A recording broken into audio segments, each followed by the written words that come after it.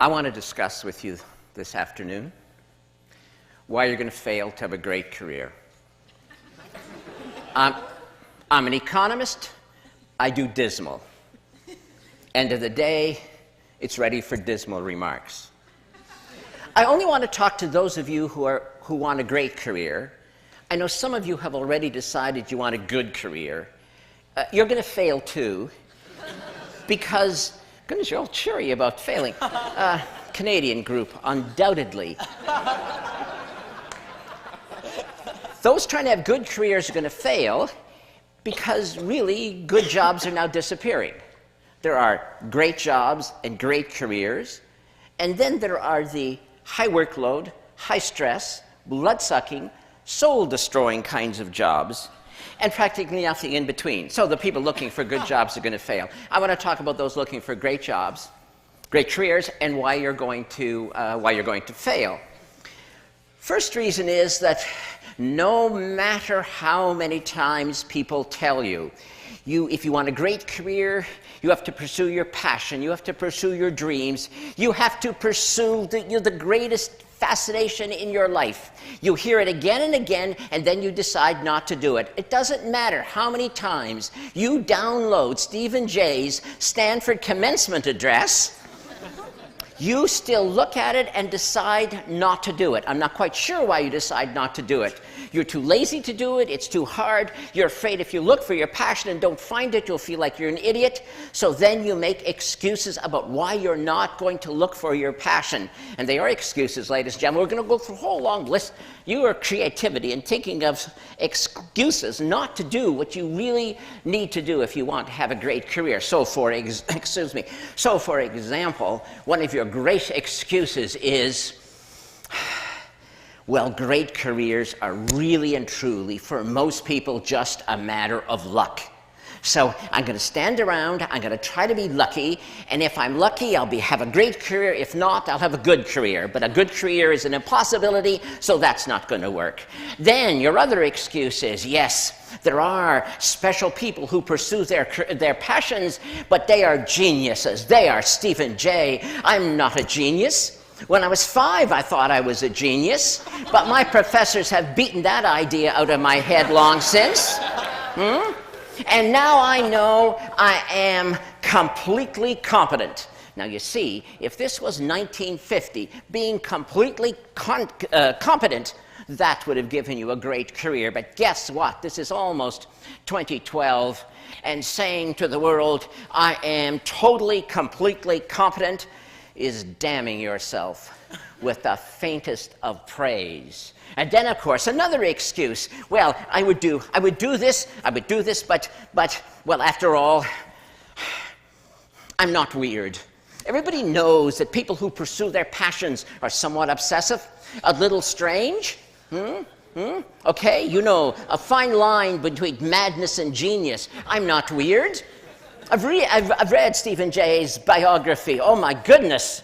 I'm not that person. I am nice. I am normal. I'm a nice, normal person, and nice, normal people don't have passion.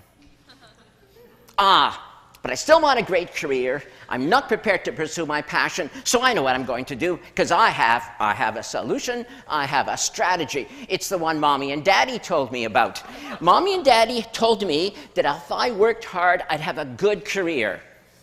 So if you work hard and have a good career, if you work really, really, really hard, you'll have a great career. Doesn't that, like, mathematically make sense? Not. But you've managed to talk yourself into that. You know what? Here's a little secret. You want to work really, really, really hard? You know what? You'll succeed. The world will give you the opportunity to work really, really, really, really hard. But are you so sure that that's going to give you a great career when all the evidence is to the contrary? So let's deal with those of you who are trying to find your passion. You actually understand that you really had better do it. Never mind the excuses. You're trying to find your passion, and you're so happy. You found something you're interested in. I have an interest. You tell me. You say, I have an interest. I say, that's wonderful. And what are you trying to tell me? Well, I have an interest. I say, do you have a passion? I have an interest, you say. Your interest is compared to what? Well, I'm interested in this. And what about the rest of humanity's activities? I'm not interested in them. You've looked at them all, have you? No, not exactly. Passion is your greatest love. Passion is the thing that will help you create the highest expression of your talent. Passion, interest, it's not the same thing. Are you really going to go to your sweetie and say, marry me? You are interesting. Won't happen. Won't happen, and you will die alone. What you want is passion. It is beyond interest. You need 20 interests, and then one of them might grab you, one of them might engage you more than anything else, and then you may have found your greatest love in comparison to all the other things that interest you. And that's what passion is. Now, that friend proposed to his sweetie. He was an economically rational person. He said to his sweetie, let us marry. Let us merge our interests. Yes, he did. I love you truly, he said. I love you deeply. I love you more than any other woman I've ever encountered. I love you more than Mary, Jane, Susie, Penelope, Ingrid, Gertrude, Gretel. I was on a German exchange program then. I love you more than All right. She left the room halfway through his enumeration of his love for her. After he got over his surprise at being, turned down, he concluded he'd had a narrow escape from marrying an irrational person. Although he did make a note to himself that the next time he proposed, it was perhaps not necessary to enumerate all of the women he had auditioned for the part. But the point stands. You must look for alternatives so that you find your destiny. Or are you afraid of the word destiny? Does the word destiny scare you? That's what we're talking about. And if you don't find the highest expression of your talent, if you settle for interesting, what the hell ever that means, do you know what will happen at the end of your long life? Your friends and family will be gathered in the cemetery, and there, beside your grave site, will be a tombstone, and inscribed on that tombstone it will say, "Here lies a distinguished engineer who invented Velcro." But what that tombstone should have said in an alternative lifetime, what it should have said if it was your highest expression of talent, was, "Here lies the last Nobel laureate in physics, who formulated the grand unified field theory and demonstrated the practicality of warp drive." Velcro indeed. One was a great career. One was a missed opportunity. But then there are some of you, in spite of all these excuses, you will find your passion, and you'll still fail. You're going to fail because you're not going to do it, because you have invented a new excuse. Any excuse to fail to take action. And this excuse I've heard so many times. Yes, I would pursue a great career, but a value. Human relationships, more than accomplishment. I want to be a great friend. I want to be a great spouse. I want to be a great parent, and I will not sacrifice them on the altar of great accomplishment. What do you want me to say? Now, do you really want me to say now, tell you, really, I swear I don't kick children?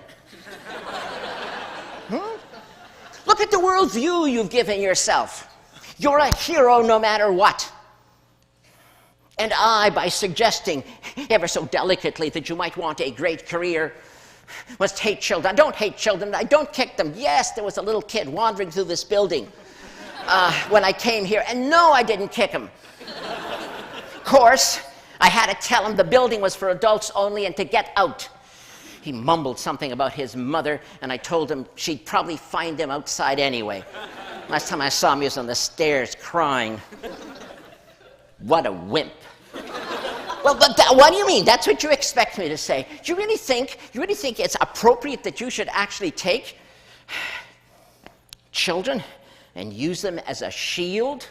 You know what will happen someday? You ideal parent, you. The kid will come to you someday and say, I know what I want to be. I know what I'm going to do with my life. You were so happy. It's the conversation a parent wants to hear because your kid's good at math and you know you're going to like what comes next. Says your kid, I have decided I want to be a magician. I want to perform magic tricks on the stage. And what do you say? You say, that's risky, kid. Might fail, kid. Don't make a lot of money at that, kid. You know, I don't know, kid. You should think about that again, kid. You're so good at math. Why don't you? And the kid interrupts you and says, but it is my dream. It is my dream to do this. And what are you going to say? You know what you're going to say? Look, kid, I had a dream once too, but. So how are you going to finish the sentence with your but? But. I had a dream too once, kid, but I was afraid to pursue it. Or are you going to tell him this? I had a dream once, kid, but then you were born.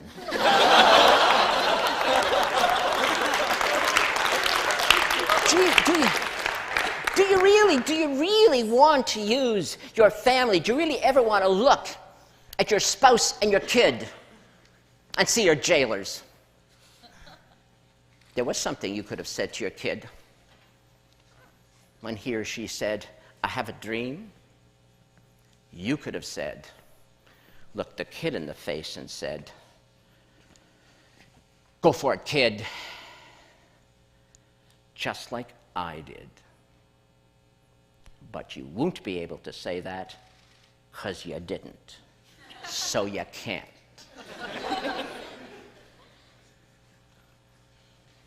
And so the sins of the parents are visited on the poor children. Why will you seek refuge in human relationships as your excuse not to find and pursue your passion? You know why. In your heart of hearts, you know why, and I'm being deadly serious. You know why you would get all warm and fuzzy and wrap yourself up in human relationships. It is because you are. You know what you are. You are afraid to pursue your passion. You're afraid to look ridiculous. You're afraid to try. You're afraid you may fail.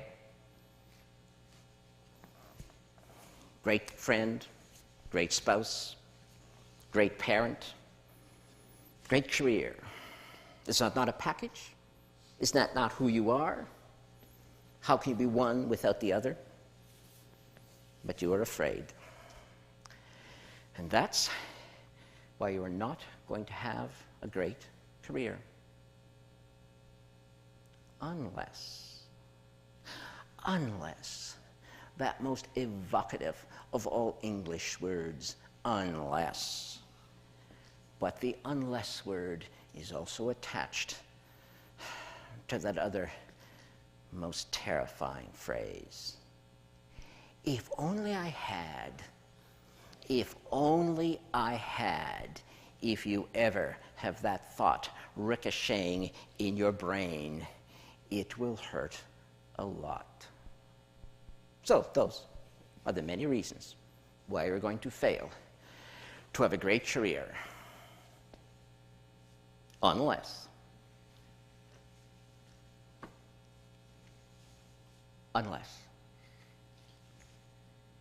Thank you.